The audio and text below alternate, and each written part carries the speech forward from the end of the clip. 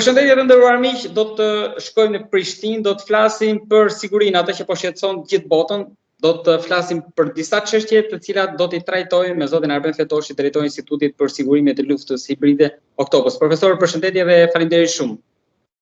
Përshëndetje juve, kënaqësia është e imja, zoti Balla. Faleminderit. Profesor, më lejoni ta nis me një lajm i cili është kryefjalë në gjithë mediat e botës për momentin. Telefonata e shumëpritur Putin-Trump. Ndoshta në telefon jo, po një jalë e dytë po përgatitet. Ju çfarë prisni nga kjo?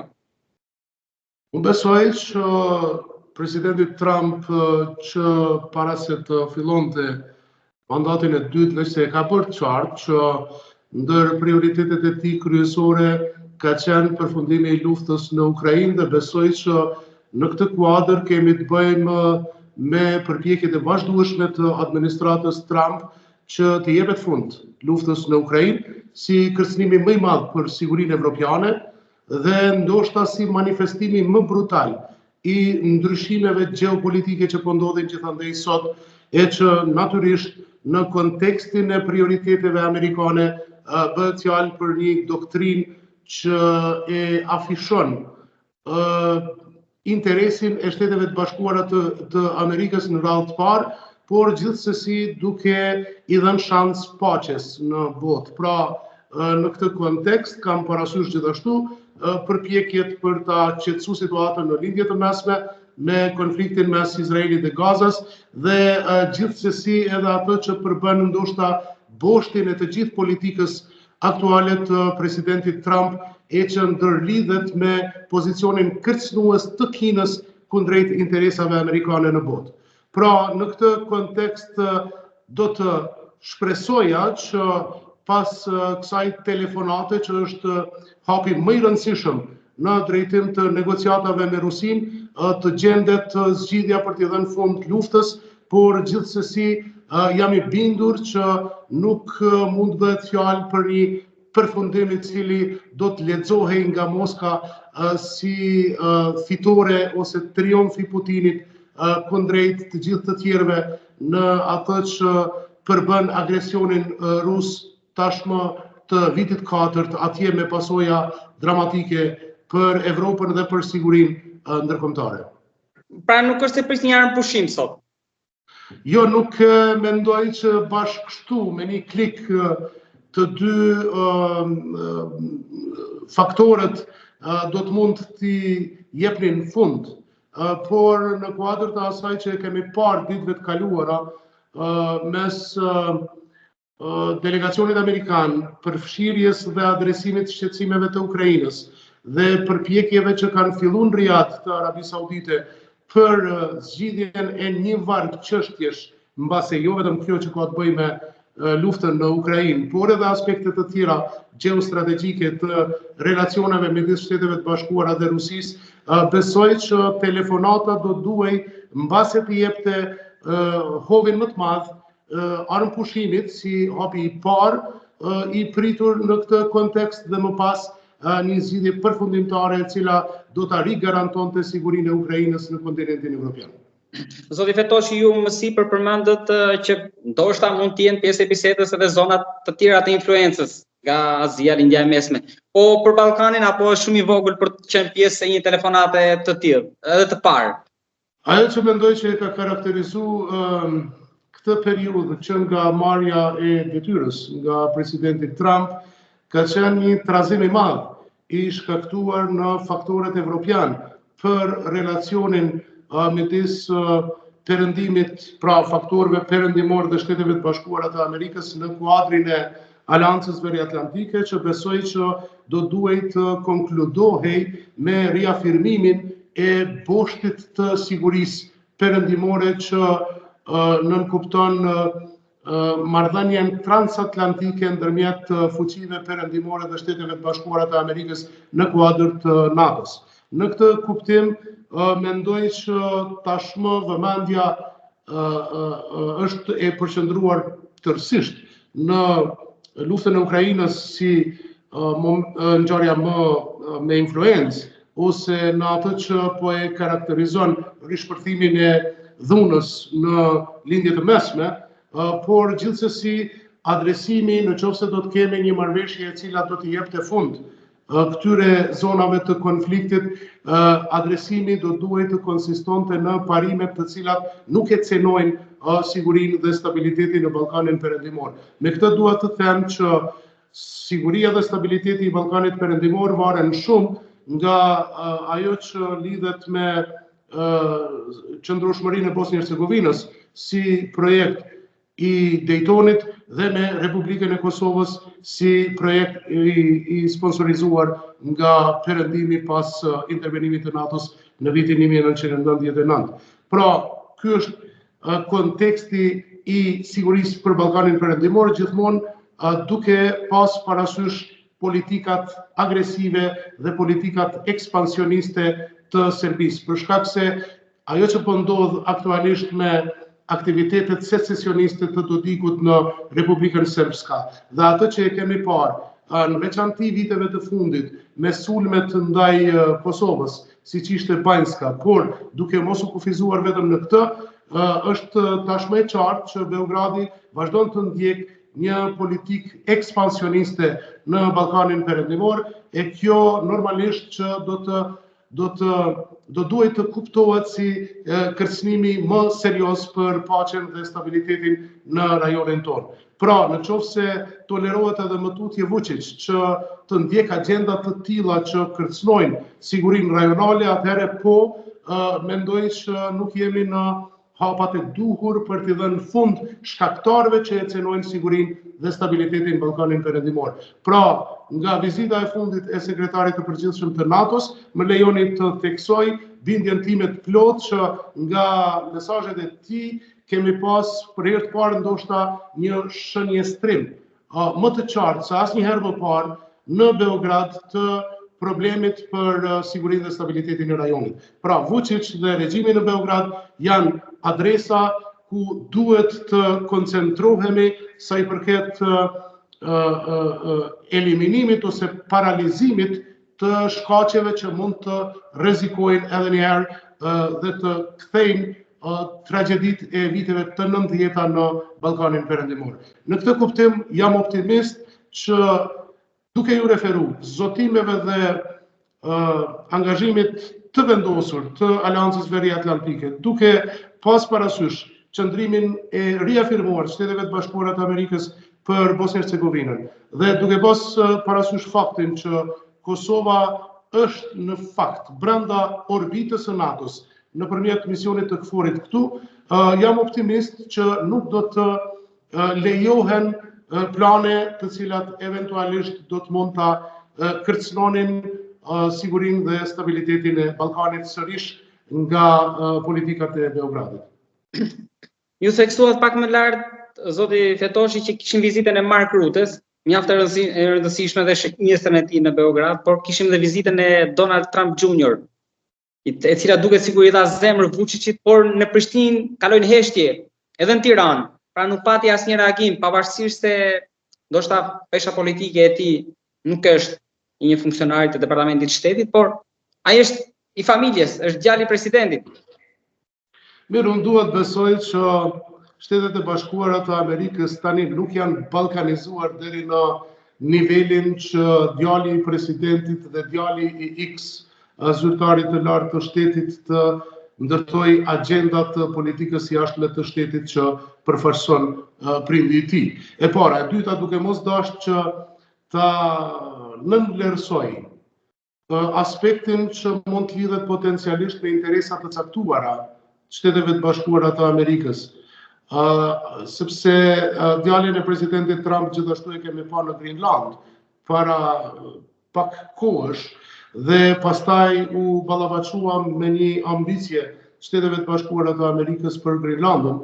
në kuptimin e rëndësisë strategjike që ka ishulli në këtë kontekst, por jam e bindur që më tepër kemi të bëjmë me tendencën e Vučićit që ta përdorte djalin e presidentit Trump për interesat e tij edhe në planin e brendshëm edhe në planin rajonal. Pse në planin e brendshëm? Për shkak të asaj me të cilën po ballavaçohet Vučić tash 3 muaj, më shumë se 3 muaj, pra një lëvizje e fuqishme studentore kundër regjimit të Vučićit dhe në planin rajonal si një propagandë e cila përpiqet ta theksoj këtë e kemi parë që nga dita e parë e rikthimit në shtëpinë e bardhë të presidentit Trump, përpiqet ta portretoj rikthimin e presidentit Trump si shpëtimtarin e Serbisë kundrejt Kosovës. Dhe në këtë kontekst, mendoj që është një qasje manipulative e presidentit Vučić, e cila nuk mund të ketë efekte në vendimarrjen politike sa i përket rajonit tonë. Pra, ajo çka është në pikpamjen time evidente është doza e frikës që kemi, duke pas parasysh paparashikueshmërinë e presidentit Trump si profil politik. Mirë po në anën tjetër, unë jam prej atyre që besoj që interesat vitale të shteteve dhe politika e jashtme e Shteteve të Bashkuara të Amerikës është pak më shumë se sa dëshira dhe disponime të qastit të akterëve të rëndësishëm politik nga Departamenti i Shtetit ose Shtëpia e Bardhë. Pra, do ta nënçmonim fuqinë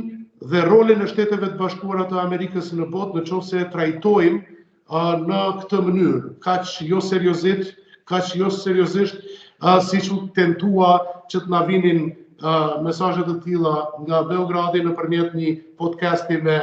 djalin e presidentit Trump dhe nëpërmjet mesazheve që pastaj propaganda serbe u përpoq që ti amplifikonte në rajon, dhe kjo është tashmë më shumë se 2 muaj si përpjekje, si narrativ që krijonte bindjen te opinioni serb se rikthimi i presidentit Trump në shtëpinë e bardhë është shpëtimi i Serbisë kundrejt Kosovës. Pra jemi në një situatë totalisht të një propagande të egër të Serbisë, e cila është strategjia e saj e luftës hibride kundër Kosovës. Në fakt, është strategjia e cila nënkupton një varg aktivitetesh dhe taktikash të përdorura kundrejt Kosovës që kanë për qëllim ta minojnë demokracinë dhe konsolidimin ndërkombëtar të shtetit të Kosovës. Si bëhet kjo? Nëse e keni parasysh, ka vite, e në veçanti unë djela pas një reagim, një postim në rrjetet e mia sociale sa i përket përvjetorit të trazirave të marsit 2004, në pikpamjen time, Serbia është mundu që trazirat, ngjarjet tragjike të vitit 2004 në Kosovë t'i përdor si pikë kthese për një propagandë të viktimës. Për shkak se në vazhdimsi pastaj e kemi pas një qasje të afishuar në mediat e kontrolluara prej Vučić, që në Kosovë qytetarët serb përjetojnë pogromin, pra ajo shpreha e famshme e përndjekjes së qytetarëve serb nga shteti i Kosovës, dhe mbi këtë bazë ti mobilizonte ndjenjat nacionaliste të qytetarëve serb që ta minojnë shtetin e Kosovës duke e penguar integrimin e komunitetit serb në shtetin e Kosovës. Pra qëllimi strategjik i Serbisë kundrejt Kosovës ka qenë dhe mbetet pengimi me çdo kusht i integrimit të pakicës serbe në shoqërinë dhe në shtetin e Kosovës për shkak të planit Ahtisaari, për shkak se parimi i multietnicitetit është bazamenti mbi të cilin është ndërtuar Republika e Kosovës si shtet, dhe pikërisht këtu konsiston lufta hibride e Serbisë për ta penguar me çdo kusht që Kosova të konsolidohet në planin ndërkombëtar. Pra betejë vazhdon, ne jemi duke përjetuar në vazhdimsi një luftë hibride shumë të ashpër, përfshi dhe aktivitete subversive dhe aktivitete të sulmeve të drejtë për drejta terroriste, siç e pam para një vit e gjysmë në Banjsk të Zveçanit, dhe aktivitete që lidhen gjithashtu me ndërhyrjet në zgjedhje, siç u konstatua edhe nga misioni vëzhgues i Bashkimit Evropian në zgjedhjet e 9 shkurtit, sepse ne si institut në vazhdimsi jemi përpjek që të paralajmërojmë institucionet, që të ngrisim ndërgjegjësimin e publikut se i përket rreziqeve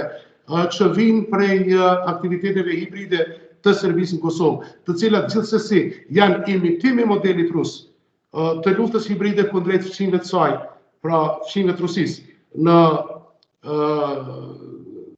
pjesën lindore të Evropës, Dhe pastaj janë gjithashtu të mbështetura nga ana e Rusisë në betejën politike kundër Kosovës, për shkak se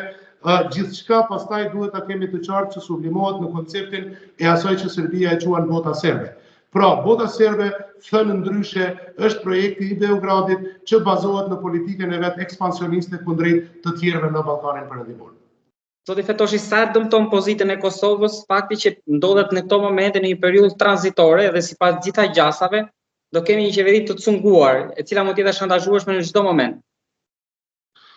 Unë absolutisht pajtohem për sa i përket faktit që ne tashmë kemi një vonesë relativisht gjatë të konstituimit të institucioneve të reja pas zgjedhjeve të 9 shkurtit, por jam i sigurt që në kuptimin institucional ende jemi ende nuk mund të flasim për një krizë potenciale politike, dhe unë dua të shpresoj që forcat politike të vendit ta kuptojnë ndjeshmërinë dhe seriozitetin e situatës, në veçanti lidhur me ndryshimet e mëdha gjeopolitike që po përjetojmë këto kohë dhe t'i përgjigjen sipas interesit më të mirë të qytetarëve dhe të Republikës së Kosovës formimit të institucioneve të reja. Shpresoj që të mos kemi vonesa, shpresoj që të kemi ulje të forcave politike për dakordimin e formulës më të mirë që do të prodhonte një qeveri stabile. Mos të harrojmë që ne kemi pas porosi, le të themi, edhe nga shefi NATO-s, edhe nga faktorë të tjerë relevant që janë mbështetës të Kosovës, që Kosova ka nevojë për një qeveri stabile, e stabiliteti i qeverisë mendoj që ndërlidhet me domosdoshmërinë për koalicione qeverisëse. Në këtë kuptim, shpresoj që partia fituese t'i qaset me pozitivizëm subjekteve të tjera që kanë marrë pjesë në zgjedhjet e 9 shkurtit dhe të mos humbim kohë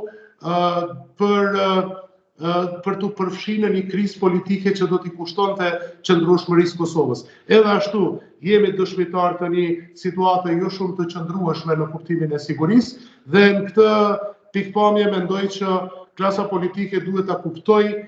seriozitetin dhe ndjeshmërinë e situatës dhe t'i përgjigjet asaj duke lëviz shpejt me formimin e institucioneve pas zgjedhjeve të 9 shkurtit. Zoti Fetoshi, sot kishim përveç telefonatës së pritshme dhe një lajm mirë se kemi një marrëveshje me Europën që po armatoset dhe ndoshta krizën e NATO-s që ndoshta mund të shkojë edhe drejt shpërbërjes. Kemi aleanca 2 dhe 3 palqe. Sot është firmosur mes Kosovës, Shqipërisë dhe Kroacisë. SBA-ja është e pazëvendësueshme në këtë rast, por përveç kësaj aleance 3 palqe, mund të përshtetemi edhe tek Turqia në rast se do marrë një skenar të një tërheqje të butë të SBA-s. E para, unë e përjashtoj mundësinë që Shtetet e Bashkuara të Amerikës të tërhiqen nga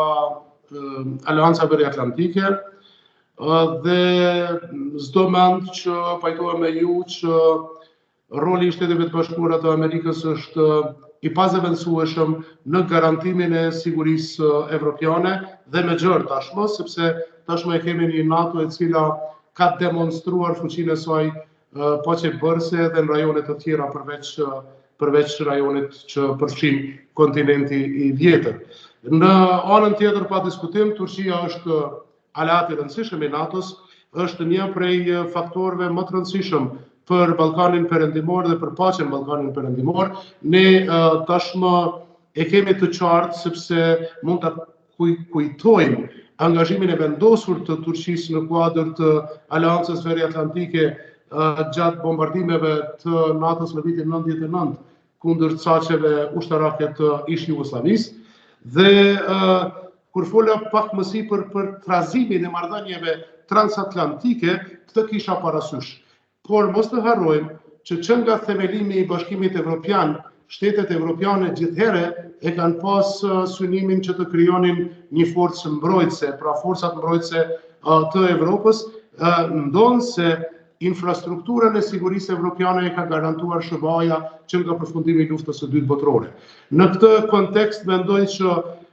ky boshti transatlantik i sigurisë duhet të rikonsolidohet, jam i bindur që do të gjendet modaliteti i rikonsolidimit, por në atë që mendoj që presidenti Trump ka plotësisht të drejtë, ka të bëjë me shkallën e shpenzimeve që shtetet evropiane duhet të akordojnë për mbrojtjen, me qëllim që të mos ngelet barë e taksapaguesve amerikan mbrojtja e sigurisë evropiane. Në këtë kuptim, mendoj që Evropa duhet të lëvizë më shpejt dhe duhet të jetë më serioze sa i përket buxhetit për mbrojtjen, e në anën tjetër, marrëveshja e sotme është hap shumë i rëndësishëm sipas meje për shkak se duhet të kemi parasysh që Kosova vazhdon të jetë në procesin e transformimit të FSK-s në forcat armatuesura të Kosovës, pra si ushtri e saj, e kjo për mua është moment shumë i rëndësishëm strategjik që nënkupton përfshirjen e Kosovës me dy shtete të tjera anëtare të NATO-s, të cilat bëjnë marrëveshje të mbrojtjes, shkëmbimeve, trajnimeve dhe industrisë së mbrojtjes me Kroacinë dhe Republikën e Shqipërisë, e që pa diskutim që është jashtëzakonisht e rëndësishme, më tepër ndoshta si mesazhi i duhur rajonal kundrejt Serbisë karshi planeve të saj ugërzeza për ta sulmuar eventualisht Kosovën. Në këtë kuptim mendoj që marrëveshja e nënshkruar sot në Tiranë ose memorandumi nënshkruar sot në Tiranë, që me sa e pash ngelet i hapur eventualisht edhe për Bullgarinë, është hap shumë i rëndësishëm në kuptimin e rritjes së kapaciteteve tona të përbashkëta për mbrojtjen ndaj çfarëdo kërcënimi të sigurisë që mund të kanos stabilitetin e Ballkanit Perëndimor e që potencialisht ne e dimë që mund të vijë nga ana e Serbisë. Gjithsesi, në këtë kontekst edhe njëherë dua të nënvizoj dy rajonet problematike që mund të jenë potencialisht ndezëse në kuptim të politikave ekspansioniste ose në kuptim të rolit të Serbisë si proksi e Rusisë në Ballkanin Perëndimor. Republika Serbe në Bosnjë, duke pas parasysh përpjekjet e vazhdueshme të Dodikut që ta minojë rendin kushtetues të Bosnjë-Hercegovinës, pra ta prish arkitekturën e Daytonit dhe përpjekjet e vazhdueshme të Serbisë që ta godas Republikën e Kosovës, sidomos në pjesën veriore, me qëllim që ta destabilizojë në tërësi rajonin, gjithmonë duke kalkuluar në planet e saj ekspansioniste për zgjerimin e territoreve. Pra, Serbia normalisht e ka interes jetik në kuptimin e politikave të saj ekspansioniste, shkputjen e Republikës Serbe nga Bosnjë-Hercegovina dhe të njëjtën gjë e ka aplikuar nëpërmjet luftës së saj hibride kundër Kosovës, në veçanti me veriun e vendit tonë. Kjo nuk guxon të lejohet e çfarëdo përgjigje që i jepet Beogradit në këtë kontekst mendoj që e përforcon sigurinë dhe stabilitetin e Ballkanit Perëndimor. Marrëveshja e nënshkruar sot në Tiranë është një prej përgjigjeve dhe është një prej mesazheve më të drejtë për drejta për Vučićin sa i përket planeve eventuale për të përfituar territorialisht kundrejt Kosovës ose Bosnjë-Hercegovinës. Zoti Fetoshi, një pyetje të fundit kam, kush po e mban në këmbë Vučićin? Unë besoj që Vučići ja ka dalë të rifuqizohet nëpërmjet dy levave. E para është kontrolli plot i mediave që i shërbejnë si instrumente për t'i provokuar emocionalisht ndjenjat e qytetarëve serbe dhe në Serbi edhe përreth Serbisë, pra duke përdorur vazhdimisht narracione nacionaliste, siç përmenda pak më herët atë që ka të bëjë me narrativën e viktimës, pra viktimizimit të serbëve në Kosovë. Në vazhdimsi në këtë drejtim, në mënyrë strategjike, Vučić ka arrit ta përdorë Kosovën për efektet brendshme të fuqisë tij politike